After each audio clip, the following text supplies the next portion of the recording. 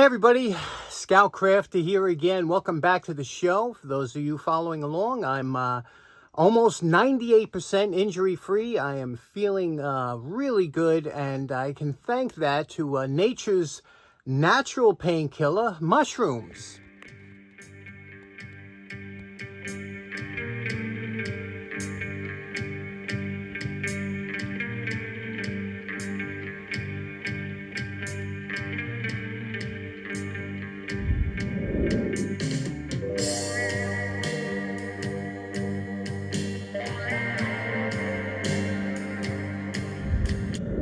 We have a really good show planned for you today. We have a couple viewer send-ins, and we have a couple restorations. We are back in the saddle. Looking forward to today's episode. Let's get started right away.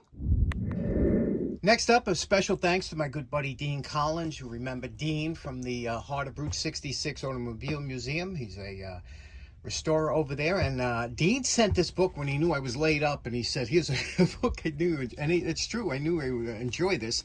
This is a book about the innovation of rope, and very interesting of how rope started off, and Tim Queenie wrote the book. I'm only a couple chapters into it. Very interesting, all about how rope was invented and used throughout the centuries. And when you think about it, it's got to be one of the 10 best inventions, right? That has changed civilization. Rope, where would we be without it? So, Dean, thanks so much for that. Okay, next up, my good buddy John gave me this knife at the last Long Island tool meet, and I've been dying to do this ever since he gave it to me, just because I enjoy doing a quick knife cleanup, and we're just going to do a cleanup on this. But you can see here that it does have a little bit of corrosion on here, and in the back of the blades. Now that is called staining. That's the carbon. We'll see what we can do about that. And but everything else is in good shape. A little bit of rust. So let's start cleaning this up and get this in nice shape. Beautiful Scout knife. And there we go for the inside. How's that look? Much, much better, right? And we're calling this project done. What do you think about that now, huh? This looks exactly like he would have taken it from the cabinet at the Scout shop. Got to be very careful on the bolsters here, because they're nickel plated. You don't want to take this to the wire brush or anything else abrasive. They'll take it right down to brass. But you can see here, we did the blades. The blades had some staining on it, but we got rid of all the staining. There's still a little bit of scratches from the original user, but you can't do nothing with that because you don't want to take them down too thin. But we cleaned up all the blades. It has a beautiful snap to it. Everything is clean, lubricated, and what do you think? Beautiful Scout knife from Ulster, New York. Next up, I got a package from my good buddy Tom Dale. I got it while I was injured. It was heavy. I couldn't bring it down at the time, but I have to tell you something. The guys at the post office had a good time with it, I guess, knocking it down the steps. I don't know what's in there. I hope it's not fragile, Tom. Let's open it up, see what it is. Now, I have to tell you, when I got the box, listen. I was like, uh-oh, it sounds like broken glass. But look what it was. It was a box of staples that had opened, and some of them had come undone. So, thank God, I thought it was something broken, like glass or something. Tom sent an incredible amount of awesome stuff, so much stuff that we're going to have to go through it in categories. So let's start off with brushes. Now, I'm a huge fan of brushes, and brushes in the shop, you can never have enough brushes. They're all different types. There are long bristle, short bristle. You can use them for cleaning, for scraping, anything you want. And look at these beautiful, again, we're speaking of short bristle. Fantastic hard bristle brush, great for cleaning files. Same thing here. These are really good for cleaning up your restorations and whatnot, getting into tight areas. An angled brush, how nice is that? Look at this golden wand. It says removes lint, renews nap. Now I believe that this was meant for pool tables, if I'm not mistaken. Let me know in the comments if I'm not right about that. Great brush. Some paint brushes. These are really good for our type, but this is also, these round brushes are great for stippling and things like that to get in there. You never have enough of those, and they're hard to find, the round ones these days. Some more paint brushes. Look at this one here. Very interesting, huh? Wonder what this brush was initially used for. Has a kind of a natural bristle to it. Interesting brush. And this one here, although you might think it's a brush, this is what's called a file card. If you have a file, you will need a file card. This is what gets the heavy debris out of the insides of the file, the teeth of the file, and then you switch it over to here, and these will get out anything that might be stuck in there. But file card, Nicholson made this one. Beautiful, huh? So that's just the brushes. Next up, Tom sent some scrapers over. Look at these great scrapers, and these really will add to my collection of scrapers, because these are the hard ones to find. You never find these non-handled. This is great. It's a palm scraper. You would hold it like this and scrape in. Great for getting in corners and whatnot. And you can see here it's made from Union, New Jersey. The scraper was made in. Red Devil. These corner and small area scrapers are great to have. Very hard to find. But here we have two scrapers. God knows the life they've seen, but they work forever. And what a beautiful design on there. Another Red Devil handle, but always can use scrapers. Here we have a beautiful assortment of shim stock. This here is brass shim stock. Look at how thin this is and nice. Can you also be used for inlay and things like that. Came in this box here. You can see brass shim, 100 inches long. And there's the back of it. Also some copper sheeting, some tin, and aluminum. And these always come in handy. Aluminum sheet. And sometimes you could buy these as flashing or in the roofing section of your big box store. Wrenches. Look at this here. We have all fantastic wrenches here. A little 4-inch Dymalloy, right? Dymalloy. Look at that. What a great size. Great graphics in there. Beautiful adjustable wrench. Here we have a number 74. What's that? A Diamond M. I don't know what, USA made. And look how nice this works. Just so smooth and buttery smooth. And another smaller wrench. This one here just looks like it's sprung a little bit. We were just talking about that. You can see here. But this will be a great project. A bicycle wrench here. Looks like it's seen some use, right? And of course, if you're new into collecting tools, I've mentioned these before. This is an Eiffel wrench, and it's a Plier wrench, and these are without a doubt a must-have in the tool collecting community. They're readily available. Lots of them were made. We're going to clean this up today if we have a little bit of time. I want to show you this in detail. This is the rare 7-inch model. You don't usually see these. Here's something that brings back some fond memories. These are called safety pins. Now, we don't see them too much anymore today because the cloth diapers that originally safety pins were used on have long since vanished. You don't see them too much anymore. Everything's disposable.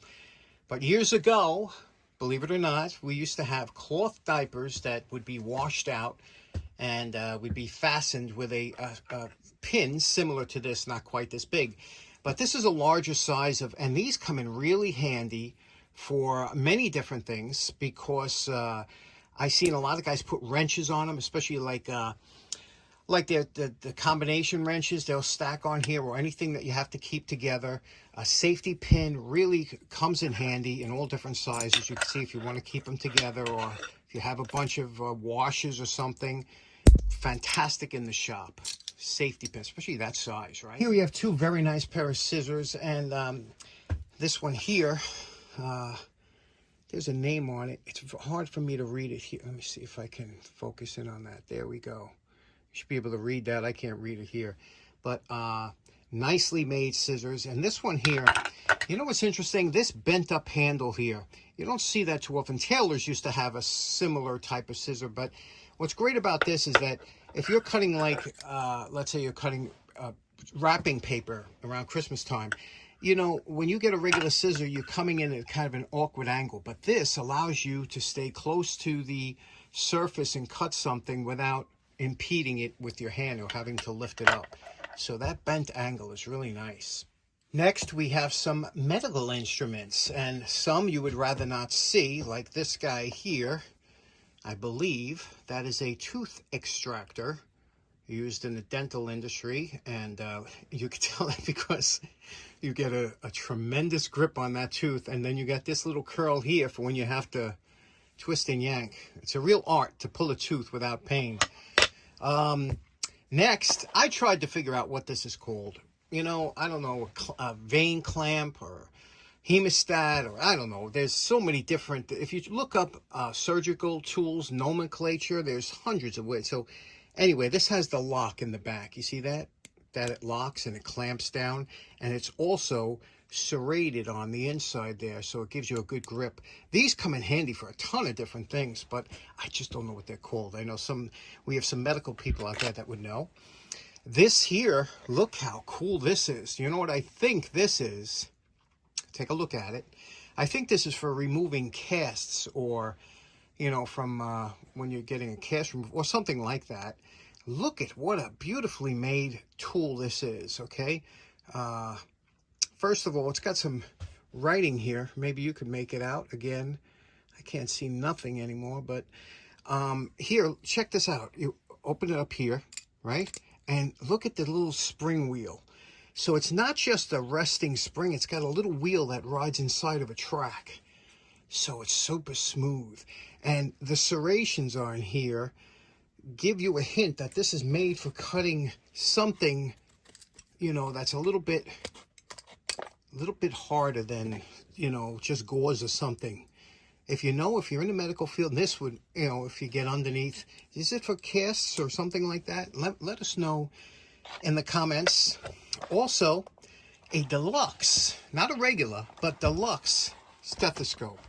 And stethoscopes are so much fun. I don't know when the last time you listened to your heart was. I just actually pulled this out and listened to my heart with this. Unbelievable. Because not only do you hear the heartbeat, but you also hear the whooshing of the fluid going in and out of the heart. And it's almost, it's a miracle is what it is. It's a miracle of life, but excellent. Next up, one of my favorite tools and most used tools in the shop, and that's a combination square, but this size here. This is a 6-inch combination square, and it is fantastic because so many times you can just run this down here, okay? And you could mark off different lengths of something that you want to measure. It has a little awl or scratcher in here. You can see that there. Goes in here, that if you have to mark something, a little marking needle goes in there and stays in there. Has a level. You can see a level that you can use as a level. It does 45 or 90, obviously. And it's so useful in so many things. And what a great size. If you don't have one of these, that size is worth having. Next up, if you do not have a set of needle files, this was made by Grobert, USA, out of New Jersey, and these needle files are absolutely fantastic.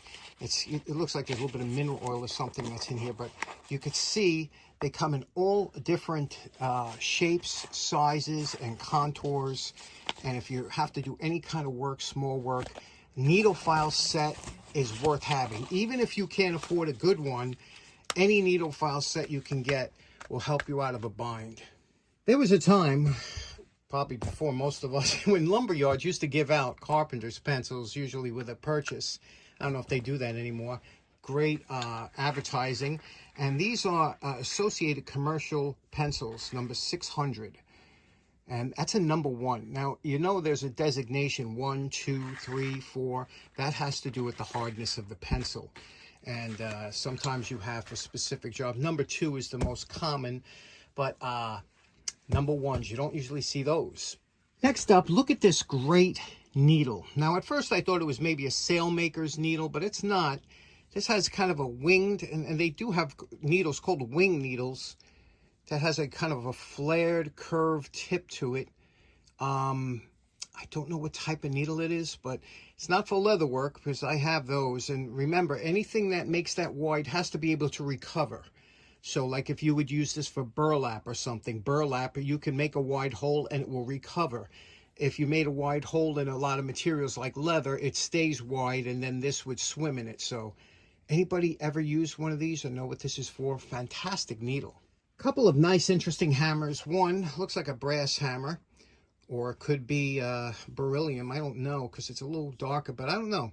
It's a 3 ounce, probably brass, and nice little hammer for intricate. And of course, this is a, well, I guess we could consider a shoemaker's hammer, or a saddle hammer, or whatever they have that's got the flat head. And this is meant not for really prying or anything. It's meant to kind of bend the leather in or whatnot.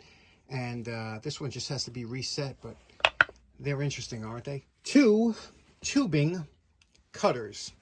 One here. This one here is very popular, especially with plumbers and whatnot, to get in tight areas because you don't have a handle on there that you have to worry about. Great for cutting copper tubing, things like that. But look at this one. Look at how this was made. It's just a thing of beauty, isn't it? Look at that brass with the nice Imperial, Chicago, USA. And here is for, you know, for clearing out when you get that burr from when you do cut it. You always get a burr in the middle. This clears the inside out, and just so smooth. Boy, I wish they made tools like this again. Huh? That's just a work of art, isn't it? This here is a type of spade bit that's meant for 10 to 12, number 10 or 12 screws, wood screws. And you can see the profile here.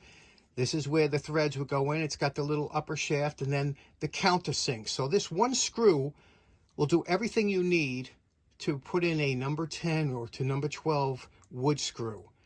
Isn't that great? You don't see these too often, but when you see them, pick them up, because the flat ones like this work really good and they can be resharpened. Here we have some miscellaneous tools that were thrown in here. Some electrical clamps that are always hard to come by. This is when nails used to be hand wrought. This is a hand-wrought blacksmith nail, and these actually were expensive back in the day, very expensive nails.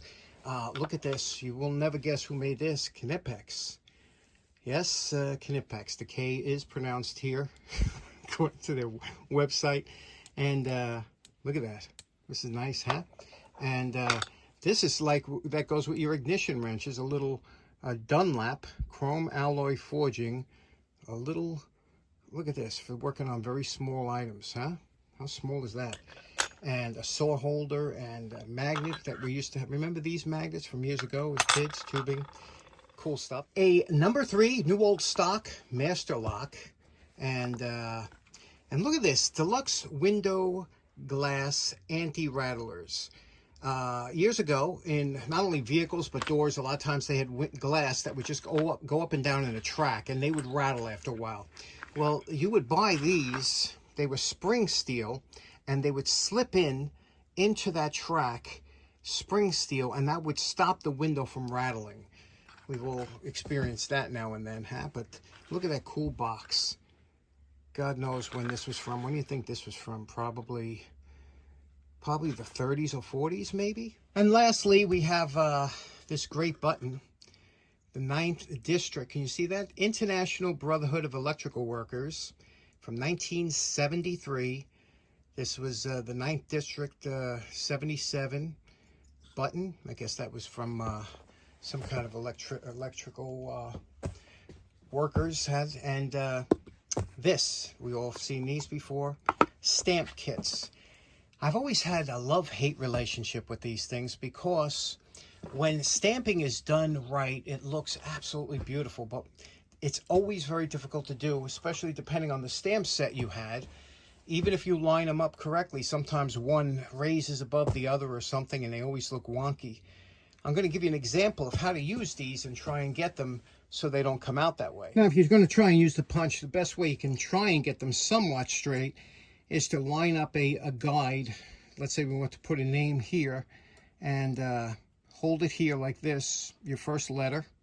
Press it tight against the guide, okay? Like I am with my thumb here. Then just tap it down, okay? Then take your second letter, okay? Your second letter here. Before you move the first one, take your second letter. Line it up against the first one, okay? Get it close against the first one. Then you're going to have to hold that one tight against it. Give that a tap. And then do the same thing with the third letter. Okay? And you want to keep your orientation straight. Hold it against the top. Give it a tap. And there we go. This will give you a somewhat straight letter. Let me show you what it looks like. There you can see it's somewhat straight and spaced apart almost correctly. It's very hard to do, especially depending on the stamp set you have or whatever, but you can see here that looks pretty decent, but you have to make a guide for yourself. Don't try and do a freehand because it'll always come out kind of wacky. Now, you remember what Tom's plier wrench looked like before we started.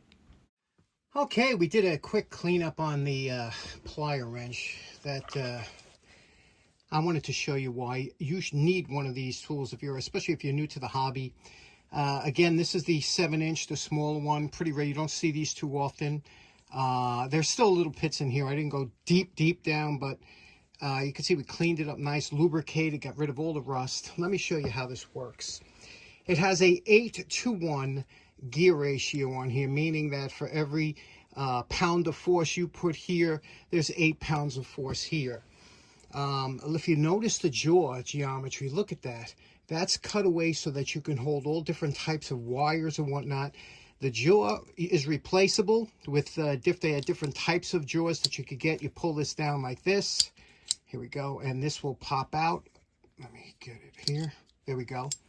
It's lubricated. I just oiled it, but you can see here they had different types of jaws that you could slip in here, and to put it in, you just pull this down, slip it in, and it's ready to go. Now, you could see here by moving it in and out, it's parallel action. So if you want to get it closer, you pull it in closer. If you want to get even closer, you pull it in closer, even still, and you just work until you get to the size you want. Now, if you want it all the way closed, that it closes, that's all the way closed. You could see, again, how that jaw geometry holds, like if you had round stock, what a nice job it does in holding round stock. It even holds it this way because it has the V cuts in the front. Really nice. If you're using it on a nut, let's say, you open it up like this. Again, parallel action. With those notches, if you had to get on the corner of a nut like this, you could like that if you had to for something, but the parallel action will really grip tight and it gives you a fantastic grip. It won't strip it out. It has a pretty wide opening. That would be the widest, so you could grip something almost an inch in diameter. The 10-inch one even goes wider. And it has a cutter here on the bottom. You can see the lubricant coming out. Has a cutter here that you could put something in here like this and it'll cut it, you know. So really nice unit. If you come across one, don't hesitate to pick them up. They're relatively inexpensive, especially on eBay. You can see here, it's written, it says Eiffel geared plier wrench, 7-inch, 8-to-1, $4.50. Made by USA by the American Plier Wrench Corp, Chicago, Illinois. What a beauty. You know, I have to tell you, I was laying in bed last night and I was thinking about the stuff that Tom sent in, and this little Cobbler hammer. I said, you know what? I just felt like doing this. This thing, it's obviously it's a cast. You can see the seam line here. It's not a it wasn't meant for whaling on, but they were meant for pounding leather, things like that. But what do you think? I think we could do something good with this. The handle is obviously shot. We have to make a new handle. And what do you think? I think we could do something real quick with this. So let's try it out.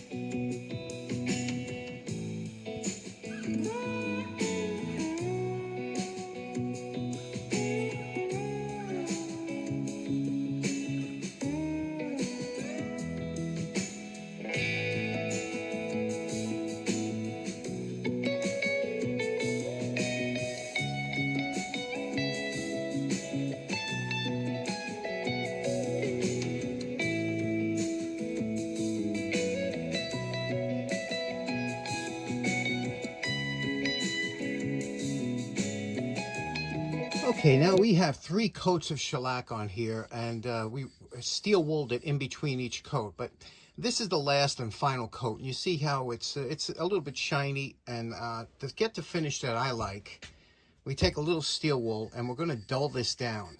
And you're going to see it's going to create like a whitish powder, and that's the shellac as you're going over it with the 000 steel wool. Okay, we're going to dull it down until that shine is gone. You see that? And then we're going to hit it with some Butch's amber paste wax, and that'll give a really nice finish. So we're going to finish up with the steel wool. We're going to get rid of that, dull it down, and then wax it. This is what it should look like after you dulled it out, right? And then we're going to take the wax on a damp paper towel, and we're going to rub it into all that grain in there and get it all over the handle and just work it in. Now your handle should look kind of chalky, and that's all the wax that's on there. Now you're going to take a piece of paper towel and you're going to buff it, and this is a nice finish, and it'll give you a real durable finish that's comfortable in the hand. But now you're just going to keep buffing it out, turning the paper, and until you get a nice sheen out of it. And I'll show you what it looks like when we're done. Now, you know my favorite part. Remember what Tom's Cobbler's hammer looked like before we started. And we're calling this project done. Here's a nice turnaround on this, a nice before and after. Let's take a look at the handle that we made here. Again, this is that finish that I like. You could see the grain, yet you could see the finish. It's smooth, it's durable. Did a nice job on the handle. Let's take a look at the head here. Polished out the back. Look at that top, that wood wedge came in there real nice. We did red around the top, as we always do. And let's take a look at that face. That's the important part here. This face here has to be smooth and convex on the edges, you see? So that you don't leave any dimpling when you're using this hammer. Now, usually hammers will have an oblong or an oval shape on the top to prevent the hammer from twisting. This doesn't. It's also made of cast, which a lot of hammers are forged. So I don't know what this hammer was made for, but it is good for leather work, for tamping down when you do stitching, things like that. And we did it up real nice. And what do you think of that? Nice little Cobbler's hammer. Okay, so in closing, that was a lot of fun. Today's episode, we got a lot done, and we have a couple announcements. First of all, our good buddy John Fix is having a challenge, and that is a modify a screwdriver challenge. So put a link in the description to his video on that.